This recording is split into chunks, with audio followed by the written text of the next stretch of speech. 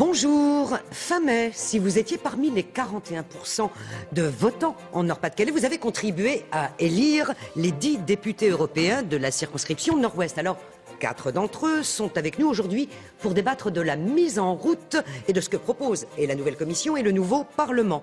Par ordre alphabétique, Karima Delli. Alors, seul élu pour Europe Écologie Les Verts avec un peu plus de 7%, sur tout le Nord-Ouest. Votre groupe au Parlement européen compte 50 députés sur 751 et vous siégez à la Commission Transport Tourisme. Marine Le Pen, vous avez obtenu 5 élus dans la circonscription et près de 34%, mais vous devez siéger parmi les non-inscrits puisque vous n'avez pas réussi à former un groupe. Vous êtes membre de la Commission Commerce International. Gilles Pargnot, vous aussi, bonjour. Seul député socialiste, avec un petit 12% de voix. Votre groupe des socialistes et démocrates est le second groupe du Parlement européen, avec 191 élus. Vous êtes vice-président de la Commission Environnement Santé. Et puis Dominique Riquet, bonjour. Vous aussi, vous êtes le seul député centriste, avec plus de 9% des voix. Votre groupe, l'ADLE, compte 67 membres et vous êtes vice-président de la Commission Transport Tourisme.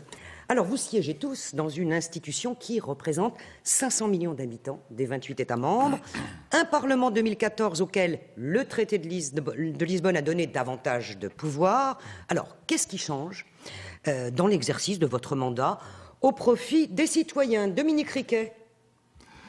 Plus de responsabilités, c'est peut-être plus aussi de possibilités d'intervenir sur des sujets qui touchent les citoyens.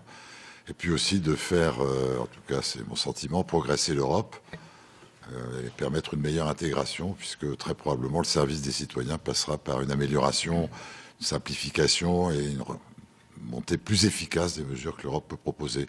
Le traité de Lisbonne, c'est un moyen supplémentaire. Marine Le Pen, qu'est-ce qui change pour les parlementaires? Non, écoutez, je crois que ce mandat, ce sera celui où chaque Français s'apercevra de ce qu'est en réalité l'Union européenne et de son échec. Je veux dire, c'est un échec qui est déjà patent, mais il va considérablement s'aggraver, cet échec, parce que les dirigeants de l'Union européenne le disent eux-mêmes. Là, on est en train de mettre en place la dernière chance, et notamment le plan Juncker dont on parlera.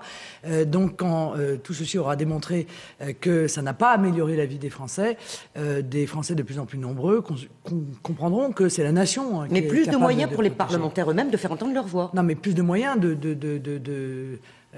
d'imposer l'austérité à la trique, plus de moyens de retirer au peuple français les capacités de se défendre, plus de moyens d'éviter les protections, plus de moyens pour faire un marché de libre-échange avec les États-Unis qui va ruiner l'agriculture française et changer notre choix de société. Oui, mais ça va pas dans le bon sens.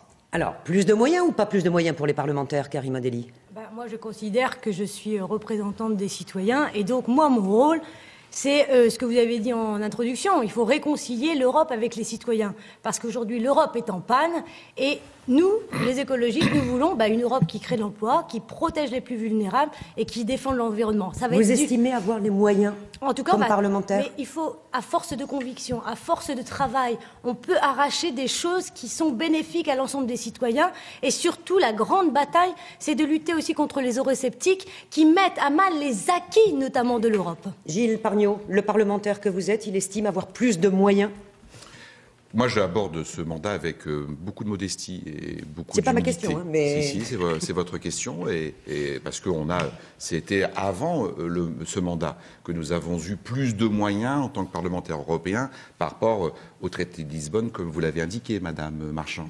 Donc, je voulais simplement vous dire, Madame Marchand, que effectivement, aujourd'hui, après ce vote sanction vis-à-vis de l'Union européenne que nous avons eu pour ceux qui veulent que l'Europe puisse construire le quotidien de demain, eh bien, j'aborde avec beaucoup d'humilité parce que je pense que nous avons un gros travail à faire pour resserrer les liens entre les citoyennes et les citoyens et l'institution européenne. Alors, une majorité de députés européens a élu Jean-Claude Juncker, l'ancien Premier ministre luxembourgeois libéral, à la tête de la Commission. Vous avez aussi auditionné les autres membres de la Commission qui en comptent 28, un par État. Dans l'autre sens, qu'est-ce que vous attendez de cette Commission? Cette Commission, doit réconcilier, comme je viens de l'indiquer à l'instant. Elle doit aussi permettre de lutter contre ce premier fléau qui est le chômage. 70 millions d'Européennes et d'Européens sont au chômage. Donc moi j'attends que la Commission de M. Juncker puisse réellement nous faire des propositions pour lutter à l'échelle de l'Europe pour l'emploi. Karima Delli. Cette commission, c'est un petit peu le fruit de petits arrangements entre amis. On a vu avec les socialistes ou même le PPE, ça c'est la première chose. Nous, les écologistes, on dit cette commission ne nous représente pas parce qu'on avait Ska Keller qui était candidate et José Bové. Mais le plus grave, c'est que c'est une commission qui est pas paritaire, c'est une commission qui change pas de cap, qui défend toujours, par exemple, le TAFTA, qui défend toujours les politiques d'austérité. Le TAFTA, c'est le traité transatlantique. Le traité transatlantique, qui défend toujours les politiques d'austérité et qui n'investit pas, justement, vers d'autres choses. Et nous, ce que nous disons aujourd'hui, c'est que c'est vrai que nous sommes minoritaires, mais il faut réellement arrêter les conflits d'intérêts. Et juste 2 exemples. Dans cette commission, il y a M. Cayente, qui est quand même un commissaire en charge du climat, alors qu'il avait des intérêts dans des entreprises pétrolières. Et parallèlement, en France, on envoie M. Moscovici, qui a tout fait à Bercy pour faire capoter la taxe des transactions financières. Cette commission, vous faites la même analyse que Karima Delli? Non, mais moi, j'en attends strictement rien. Pour moi, cette commission, c'est les matons de la prison. Donc, permettez-moi de vous dire que la seule chose que j'attends, c'est de pouvoir, à un moment donné, échapper à leur surveillance pour sortir le peuple français de cette tôle. C'est ça que j'attends de faire. Cette commission, c'est l'horreur, c'est le lobbying total. On met des gens qui sont le symbole de tout ce que nous rejetons. On parlera de LuxLeaks, président de la commission, qui est le symbole de l'optimisation fiscale, c'est-à-dire du vol des États, d'une fiscalité qui est faite pour les plus gros au détriment des plus petits. Enfin, je veux dire, tout est à jeter dans cette commission. C'est la raison pour laquelle, bien entendu, nous avons voté contre. C'est vrai qu'on n'était pas beaucoup. Dominique Riquet, tout est acheté, dit Marine Le Pen. C'est pas ce que vous pensez, on suppose. Non, mais je pense qu'on ne fera pas dans le procès d'intention. La commission vient d'arriver et je pense qu'avant de dire ce qu'elle est ou ce qu'elle fera, on va la juger sur pièce. Moi, je pratique plutôt le sens des réalités. Ce que je conçois 2 choses déjà, c'est qu'on a une commission qui est plus politique au bon sens du terme. J'ai trouvé que la commission précédente, elle était plus dans l'expédition technique des affaires et plus sur la réglementation, ce que les peuples n'attendaient pas. Mais la deuxième chose, c'est que je pense qu'on a quand même vu un tournant sur le fait que la prise en compte de la croissance et de la compétitivité pour relancer l'emploi était maintenant sur le devant de la scène. Alors, vous disiez, on attend concrètement. Justement, parlons-en, 315 milliards d'euros. C'est le plan d'investissement confirmé en novembre par Jean-Claude Juncker. Il entend doper la croissance et l'emploi en attirant l'investissement privé vers des projets, par exemple de la transition énergétique, du numérique, de la recherche, etc. Alors attention, parce que si certains le croient, eh bien non, il ne s'agit pas surtout de sortir 315 milliards du budget européen qui n'a plus un sou. L'idée, c'est que l'Europe apporte 21 milliards essentiellement sous forme d'une garantie et que les investisseurs privés trouvent le reste grâce à des différents montages financiers. Sincèrement, vous y croyez à cette baguette magique qui va générer 315 milliards à partir de 21 milliards ou bien est-ce que ça n'est qu'un effet d'annonce? On repart dans ce sens-là. Oui, alors, c'est pas une baguette magique, c'est une proposition qui va vers l'emploi quand même et la croissance. La deuxième chose, c'est que les 21 milliards devraient être, et je pense qu'il y a eu des annonces dans ce sens-là ces 2 derniers jours, augmentés de contributions des États qui ne seront pas comptés à la dette. Donc je pense qu'on arrivera à un fonds initial plus important. L'effet de levier qui est proposé me paraît pas, il paraît assez conforme à ce que font les marchés. La chose que je voulais dire, c'est que en l'occurrence, c'est surtout tourné vers des projets qui créent de la richesse et de l'emploi. Encore faut-il trouver les investisseurs et les projets. Gilles Pargnot, les socialistes avaient une autre proposition. Donc vous y croyez quand même à celle-ci? Nous aurions aimé avoir plus d'investissement public à l'intérieur de ce plan d'investissement. En même temps, donc, il n'y a que 21 milliards, comme vous l'avez indiqué à l'instant. On espère que cette proposition Juncker va permettre effectivement d'avoir un effet levier avec ces 21 milliards pour aller jusqu'au bout de ce fonds européen d'investissement stratégique qui est mis en place par l'intermédiaire de la Banque européenne d'investissement. Et c'est vrai que c'est la première fois depuis 10 ans qu'on entend un président de Commission européenne nous parler d'emploi, de croissance, alors que M. Barroso, son prédécesseur, nous parlait d'austérité, de rigueur budgétaire. Vous y croyez, Marine Le Pen? Il s'agit de faire venir l'investissement privé. À peu près autant qu'au Père Noël, il faut bien le dire. Ça n'est pas un plan d'investissement, c'est un plan de com. C'est tout à fait différent. La réalité, c'est que la BEI, elle met 5 milliards. La Banque européenne d'investissement. Et ils sont en train de nous expliquer que par l'effet de la multiplication des pains, on va arriver à 315 milliards. Ça n'est pas vrai. Ça ne fonctionnera pas. Et pour une raison simple, c'est que on est là sur des investissements censés être structurants et notamment des grands investissements publics. La réalité, c'est que ça n'intéresse pas les investisseurs privés parce que ça n'est pas assez rentable pour eux. Donc on verra bien que ça n'aura aucune influence sur la croissance et sur l'emploi. Et encore une fois, c'est la dernière cartouche. Hein. C'est la dernière chose que l'on tente, car après, ils ont dit eux-mêmes, la cartouchière est vide. Vous faites le même constat? Moi, je considère que tout le monde peut être que d'accord pour dire qu'il faut un grand plan d'investissement pour relancer l'Europe.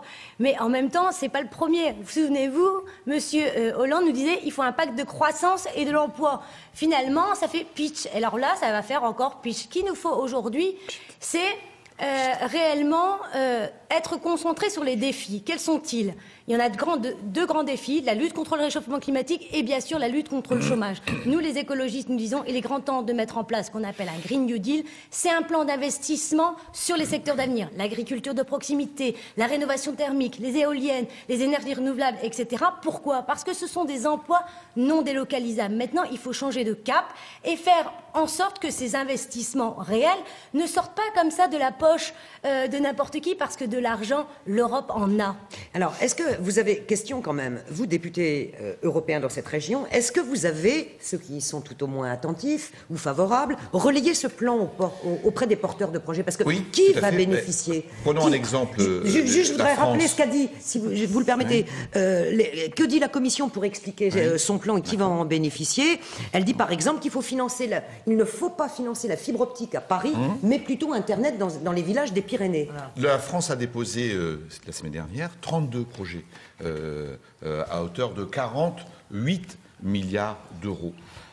Et donc dans ces projets, il y a un projet qui nous est cher à nous, les élus de cette grande circonscription nord-ouest, c'est Calais 2015, l'extension du port de Calais. Et voilà donc un beau projet concret. Après, on a effectivement des propositions qui sont liées au transport. Voilà, ça c'est du concret. Si effectivement il y a cette mobilisation financière, eh bien à terme, nous aurons de l'emploi à la clé. Comme on va l'avoir avec le canal Seine-Nord, c'est quand même 2 milliards d'euros qui sont venus. Alors c'est une autre source de financement européen. C'est une autre source de financement, mais en même temps, on est sur des projets qui sont structurants et qui sont aussi bénéfiques pour l'emploi. Vous avez relayé, vous, Karima Delli? Moi, je dis juste que j'ai regardé ces fameux 32 projets. Et moi, ce qui m'agace réellement, c'est que, qui a été consulté? Est-ce que les acteurs locaux ont été consultés?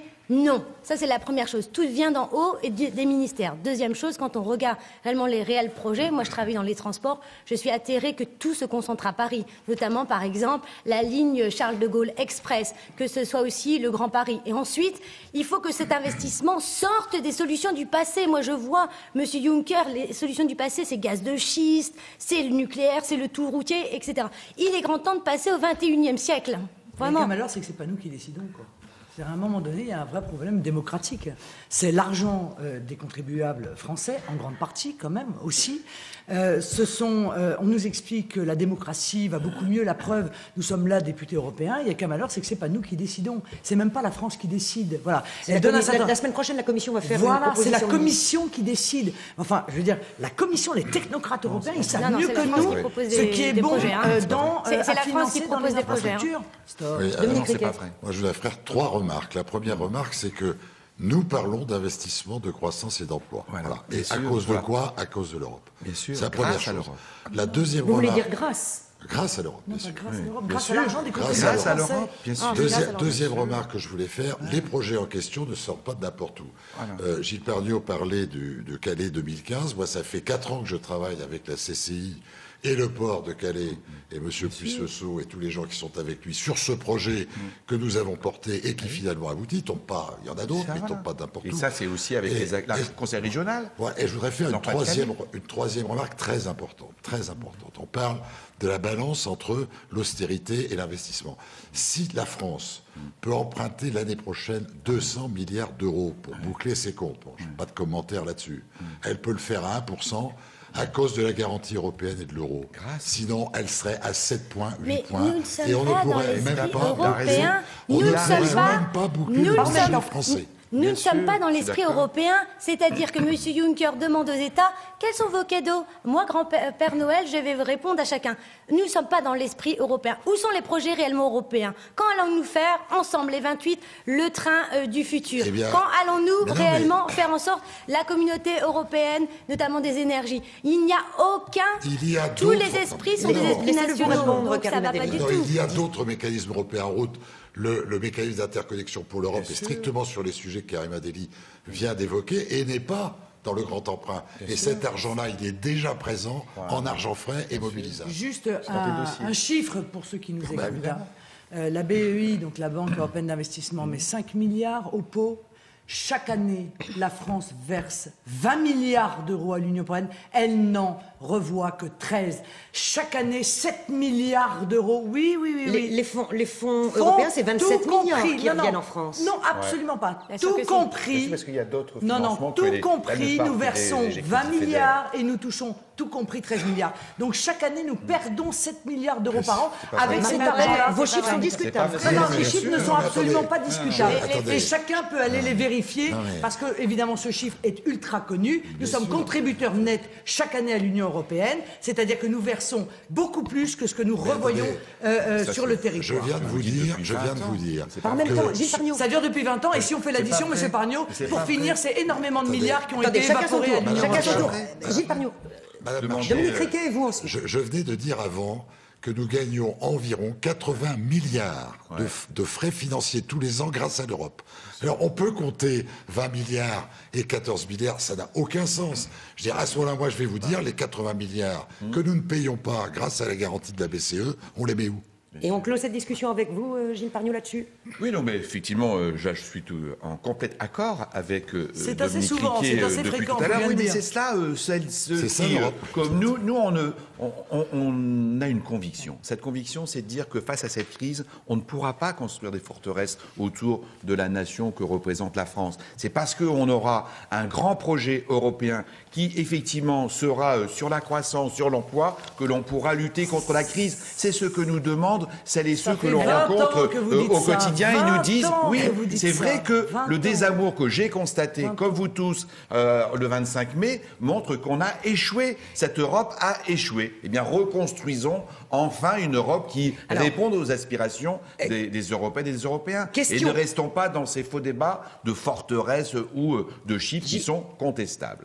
Question que je pose d'abord à vous deux, messieurs, et mesdames, vous interviendrez derrière. Est-ce que l'Europe, est-ce que cette nouvelle commission en particulier démarre bien quand on voit combien l'image de Jean-Claude Juncker a été entachée par la révélation de pratiques fiscales très avantageuses pour de grandes sociétés, donc pratiques exercées par son pays lorsqu'il était Premier ministre, le Luxembourg, un dumping fiscal au détriment évidemment des autres pays, c'est ce qu'on appelle l'affaire LuxLeaks. Alors, on a vu le Parlement européen réagir en ordre dispersé.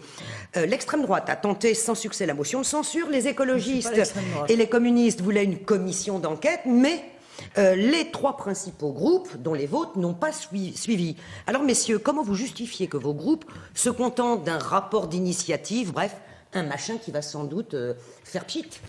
Alors, premièrement, mon groupe, c'est les libéraux, a demandé une commission d'enquête qu'on a obtenue, donc elle aura lieu. La deuxième remarque, j'ai plusieurs remarques. La deuxième remarque, c'est que c'est une pratique qui est pratiquée par à peu près tous les pays en Europe, et elle est tout à fait coupable, et je pense qu'il faut y porter remède, et ça fait très longtemps que nous nous exprimons sur ce sujet-là. J'aurais vous faire une petite remarque qui m'a beaucoup frappé. C'est ces faits qui sont connus depuis très longtemps, qui font l'objet d'ailleurs de discussions à l'intérieur et à Ils l'extérieur. sont connus peut-être par les parlementaires Oui, ou les technocrates, mais pas par les gens. Mais peut-être moins par les gens, mais enfin, on en a quand même beaucoup parlé. Ça tombe juste au moment cette affaire de LuxLeaks, juste au moment où on investit M. Juncker. Et deuxième tournée, là, maintenant, au moment où on vote sur le mécanisme de ce fonds européen. Alors moi, j'ai eu la curiosité d'aller regarder d'où ça venait. Alors évidemment, les journalistes ne sont pas suspects, leurs moyens non plus, mais l'ONG qui a piloté ça est située à Washington, elle est financée par M. Bloomberg. Américain. Oui, bien sûr. Gilles Pargnot. Attendez, elle est financée, attendez, je termine, elle est financée par M. Bloomberg et M. Soros, qui mènent une politique anti-européenne pour leur propre intérêt depuis très longtemps, et je me demande quand même s'il n'y a pas là quelque chose qui est un peu curieux dans la conjonction des faits sur cette espèce de campagne qui vise spécifiquement à affaiblir la Commission et son président. Il n'empêche que le Luxembourg a permis aux multinationales de payer moins d'impôts. Comme beaucoup de pays en Europe. Et alors ? Eh ben, il faut arrêter ça, mais il faut arrêter ça. Et la commission d'enquête, alors? Moi, je ne suis pas là pour défendre M. Juncker, car je pense que M. Juncker a une part de responsabilité. Mais je ne défends pas. En tant que Premier ministre pendant une quinzaine d'années du Luxembourg, qui, comme on le sait, tout le monde le sait, ce pays a favorisé l'évasion fiscale, un paradis fiscal comme d'autres, en dehors même de l'Europe, ou surtout en dehors de l'Europe. Donc il ne s'agit pas d'une défense, mais en même temps, donc, nous souhaitons une commission d'enquête, non seulement pour demander que toute la lumière soit faite, et ensuite nous souhaitons qu'il y ait une grande réforme fiscale européenne les socialistes pour qu'il puisse y avoir une harmonisation fiscale. Ça peut arriver que les socialistes et démocrates européens soient divisés. En ce qui nous concerne, nous souhaitons, les socialistes français, je suis aussi socialiste français, je souhaite une commission d'enquête. Stop à l'hypocrisie. La commission d'enquête, c'est le meilleur moyen d'enterrer cette affaire. Non, je crois pas. On n'a pas besoin d'une commission d'enquête, on sait pertinemment ce qui s'est passé. Qu'est-ce qui s'est passé? Il y a 400 entreprises, des multinationales, qui, au lieu de payer des impôts dans leurs pays respectifs, donc en particulier la France, sont allées ne pas payer d'impôts au Luxembourg à la demande de M. Juncker. Ça veut dire qu'il y a eu moins de recettes fiscales en France et que du coup, un certain nombre de ceux qui sont autour de cette table plaident pour un plan d'austérité qui oblige les Français à payer plus d'impôts parce que les boîtes, elles, n'en ont pas payé. Moi, je vais vous dire ce qu'on a fait. On a fait une motion de censure. Eh bien, contre M. Juncker, compte tenu de ces révélations, eh bien, ceux-là, l'UDI, l'UMP, le PS et les Verts ont confirmé M. Juncker dans sa position et ont refusé de voter la motion de censure. Donc tout le reste, je vais vous dire, tout le reste, c'est du pipeau. Karima Delli, vous répondez. Oui, Laissez Karima Delli. Je réponds, Madame Le Pen, arrêtez. Votre motion de censure, c'était un coup de com', vous le savez très bien, parce que vous saviez... Pourquoi vous ne l'avez pas voté? Ça, non, le coup de com', c'est vous qui le faites. Je vais vous dire pourquoi c'est quand je l'ai vous pas voté. condamnez et vous n'allez pas au bout de vos propos. Je vais vous dire pourquoi. Mettez vos actes en accord avec vos paroles. Justement, je vais vous dire pourquoi nous ne l'avons pas voté. Parce que vous ne répondez en rien à la question de l'évasion fiscale. L'évasion fiscale en Europe, c'est quoi? C'est mieux vous confirmer, M. Juncker, dans sa position. C'est une problématique. Laissez-moi parler. C'est Lui, une problématique qui se résout à l'échelle européenne. Aujourd'hui, nous avons 1000 milliards d'euros. Alors, vous avez beau faire du blabla sur la finance, etc. Ça fait 10 ans que vous êtes au Parlement. Ça fait 10 ans que vous êtes au Parlement européen, vous n'avez rien fait. Et par exemple, nous, ça fait des années que nous luttons contre la fraude fiscale et l'évasion fiscale. On s'est battu. Et par exemple, sur les traders des bonus. Vous avez le élu bonus Juncker des traders. 2 fois. Nous sommes les seuls, les écologistes, à avoir, grâce justement au socialisme, mais également aux libéraux, de faire en sorte que nous sommes les seuls, avec notre collègue Monsieur Philippe Lamberts, à plafonner les bonus des traders. Vous savez, ces gens qui jouent avec les économies des gens pour faire de la spéculation. Eh ben nous, on agit, Madame Le Pen, on agit, et vous êtes un moulin à C'est tout, allez, mesdames. vous faites du blabla, vous ne réglez On donne rien la parole la question à vos sur la question collègues. fiscale. Vous avez voté 2 fois pour M. Juncker, Mais qui est arrêtez, le symbole de c'est l'évasion faux. fiscale et du Vous vol des regardez, peuples vous par les regardez. multinationales. Vous Mesdames, ne faites rien. C'est tout. Il y a Mesdames, des vous n'avez actes. pas à avoir. Agissez, C'est tout. agissez. Dominique Riquet, où est-ce qu'en est la lutte européenne contre la fraude fiscale? Justement, plus d'Europe, c'est moins de fraude. Bien sûr. Attends, Et voilà. moi, je ne comprends pas comment, en rétablissant les frontières, on ne va pas favoriser la fraude fiscale. Si chacun revient dans ses frontières, c'est ce qu'on reproche actuellement au système, pour défendre des intérêts nationaux, eh bien, c'est au moins 10 ans fiscal qu'on va gagner. Si vous harmonisez fiscalement en Europe, tout le monde comprend, tout le monde comprend. Il y a Et c'est 20 pour ans, quand? comme C'est il y a pour 20 quand ans, Eh ben, non, mais nous c'est le demandons combat à ce que ce politique. soit le Il y a plus 20 ans, rapidement tout le possible. monde disait, mais le nuage de Tchernobyl, il passera pas à la frontière. Ben si. Tout le monde Parce que- disait, non, c'était Charles Pasqua qui l'avait dit pour la France. je vois D'autres pas le le rapport, en disaient. l'occurrence. Mais si, le rapport, c'est que vous voyez bien que vous allez vouloir construire des frontières Non, moi, je veux fictives lutter qui n'ont contre aucune l'optimisation réalité. fiscale. Donc c'est parce Mais qu'on il a faut- la Ah, construction. Si vous permettez, je vais essayer d'argumenter. Allez-y.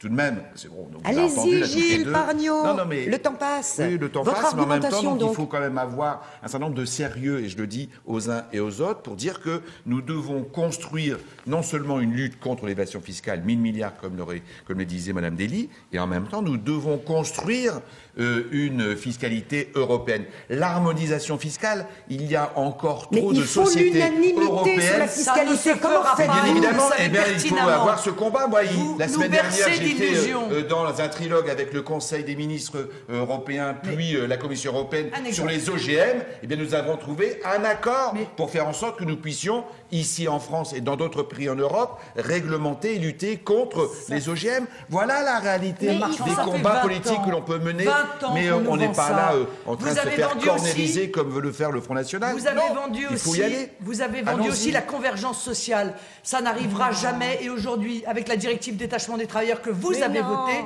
eh bien, ce sont des travailleurs étrangers qui viennent sur le territoire avec un coût évidemment inférieur aux travailleurs français. Dixit, ce qui se passe sur le terminal méthanier de Dunkerque, 60% de travailleurs étrangers. Alors arrêtez de nous vendre vos fadaises. Ça fait 20 ans que vous nous vendez ça. Vous nous dites l'Europe ne marche pas, il faut plus d'Europe. Or, vous n'arrivez pas à faire plus d'Europe parce que les États ne le veulent pas. Et donc, vous êtes en train de tuer l'économie pour des raisons d'idéologie. Et ça, c'est inadmissible. Mais Madame Le Maintenant, Pen- moi j'ai ces collègues du Front National qui sont aussi dans les commissions où je suis, que ce soit la commission environnement, santé, sécurité alimentaire ou affaires étrangères, puis contrôle budgétaire. Ils sont présents. On peut dire que c'est une différence par rapport à ce que nous avions connu précédemment, mais ils ne disent pas du tout ce que vous venez de dire à l'instant. plaisantez. Non, parce qu'ils entrent dans les débats européens et ils n'en sont On fait plus notre boulot, à on a cette été élus pour ça, rhétorique monsieur. anti-européenne, On a été élus comme je pour viens ça, on encore fait de notre l'entendre. travail en Ils sont même en temps. train de faire leur travail, mais ils disent Ah oui, on fait comment notre on peut travail. améliorer le système européen. Non, comment on peut construit éviter l'Europe. que votre Donc système voilà, soit finalement, moins destructeur on voit de que plus ce en que plus vous une êtes en train grande de mettre en Un dernier, contradiction. un dernier chez exemple avant qu'on se Tout de quitte. même. Quand même, la question de la taxe sur les transactions financières. Il se trouve que cette semaine, ECOFIN, la réunion des ministres des Finances, a fait capoter le projet européen de taxe sur les transactions financières. Et à cause de qui? À cause, en gros, du gouvernement français. Karima Deli. Alors, on n'y comprend plus rien. Alors- La taxe, elle existe en France, et la France empêche qu'elle existe au niveau européen pour protéger les banques françaises. Moi, je le dis clairement, j'en ai marre des doubles discours entre l'ennemi, c'est ma finance, etc. Ça fait des années qu'on demande la taxe des transactions financières. On La avait taxe Tobin, hein. une occasion en or. Et là, il faut rappeler que lorsque M. Moscovici était à Bercy, lorsque la Commission lui a fait une proposition sur la taxe des transactions financières, il a dit oh là là, c'est trop excessif. Et là, M. Sapin, qu'est-ce qu'il dit? Oh non, il donne une feuille de route à main dans la main avec les lobbies bancaires français. Alors là, je dis ras-le-bol. Pourquoi je dis ras-le-bol? Et là, je te regarde, Gilles Pargnot. L'ensemble des socialistes devraient se réveiller en disant nous avons une occasion en or parce que c'est de l'argent disponible Vous le pour laissez répondre la coopération, etc. Et je termine une chose. Parce Attention. que ça entache l'image de la France. Alors, c'est ça qui est laissez-le terrible. répondre, puisque vous vous êtes adressé Moi, je me suis directement à lui. exprimé samedi, il y avait une convention nationale du Parti socialiste où j'étais dans un panel et je suis intervenu à ce sujet. Donc moi, je suis favorable à une taxe avec une assiette qui permet d'introduire, de comprendre les produits dérivés et je suis en désaccord. Oui, parce qu'on rappelle avec quand la même que c'est position pour du aller dans gouvernement l'économie français. réelle et pas Donc dans on la va spéculation. continuer, Voilà. on va continuer au Parlement européen, à l'intérieur du groupe socialiste et démocrate, à faire en sorte D'accord. qu'effectivement nous ayons une évolution de Mais moi, la je veux position pas, française. D'accord. Moi, je ne veux pas tirer sur une ambulance, hein, mais le président Hollande avait dit mon grand adversaire, c'est la finance. Il a pris Laurence Boone de la banque d'affaires Bank of America Merrill Lynch comme conseillère. Je ne parle même pas de M. Macron, qui vient de chez Rothschild. Bon, tout est dit, il existe une collusion, et ça ne date pas d'aujourd'hui, il faut Oui, bien mais le on dire, vous entre le raconte que vous allez chez les ministère, Russes, entre Madame. le Oui. ministère des Finances et les grandes allez banques, chez les puissances qui étrangères. fait que ce sont aujourd'hui l'intérêt des grandes banques qui est défendu par le gouvernement de François Hollande, comme il l'était d'ailleurs par le gouvernement de Nicolas Sarkozy. Mais l'Europe, Dominique Riquet, qui était en pointe sur la taxation des transactions financières, là, elle écoute Parlement, François d'ailleurs. Hollande, elle recule. Le Parlement européen. Alors, premièrement, moi j'ai voté à chaque fois pour la taxe financière, donc il n'y a pas de... Mais excusez-moi, même en 2013, la Commission y était favorable. Bien sûr, à la demande du Parlement européen. Comment expliquer que du coup, là-dessus, le gouvernement français se fasse entendre et pas sur le reste? Alors, le gouvernement, c'est un peu technique, le gouvernement français, effectivement, à la demande des lobbies bancaires français, recule parce que sur les dérivés, ça serait produits dérivés. C'est une spécialité française qui serait taxée. Voilà, c'est ça le sujet. Bon, moi, je désapprouve ça totalement. Le discours n'est pas clair. Je voulais simplement revenir sur ce que Marine Le Pen disait tout à l'heure. C'est elle dit l'Europe n'avance pas, ça n'avancera pas, vous ne le ferez pas, etc. Mais elle avait auparavant déclaré je ferai tout pour que l'Europe n'avance pas. C'est exactement ça. Faut Bien sûr, c'est mon rôle. J'ai été élu pour ça. J'ai été élu pour ça. C'est la traduction auto-réalisatrice. Je les empêcherai de le faire et je souhaite qu'ils ne le fassent pas. Ce que je vais vous empêcher de faire, c'est tout ce qui fait du mal au peuple français. Et c'est vous qui faites et notamment, et on n'en a pas parlé, c'est bien dommage. Et ce grand traité de l'Union européenne, comme le propose Madame Le Pen, ça sera quand même 30% de perte de pouvoir d'achat. Ce grand traité transatlantique que vous soutenez les uns et les autres, nous en reparlerons, mesdames, messieurs, dans la commission avec moi. Nous allons être grand traité coupés. transatlantique. Soutient le traité. Je vous réinviterai pour en parler quand ce sera d'actualité en 2015. Ne donnez pas une image à voir comme ça. La voie est libre se termine dans les secondes qui viennent, donc je vous réinviterai parce qu'évidemment en une demi-heure on n'a pas le temps de tout aborder et nous ne manquerons pas de vous redonner rendez-vous bien évidemment sur ce plateau en 2015. Il y aura notamment cette actualité transatlantique et peut-être le résultat, les débuts des résultats du plan Juncker. On verra et on se donne rendez-vous. Merci d'avoir accepté notre invitation. Donc c'est terminé pour aujourd'hui. Gilles Pargneaux, La Voix est libre et même pour cette année. Dans quelques instants, c'est le journal qui va être présenté par Frédéric Hainaut. Prochain débat politique, donc, en janvier 2015, le 10. D'ici là, excellente fin d'année à tous. Merci. Au revoir.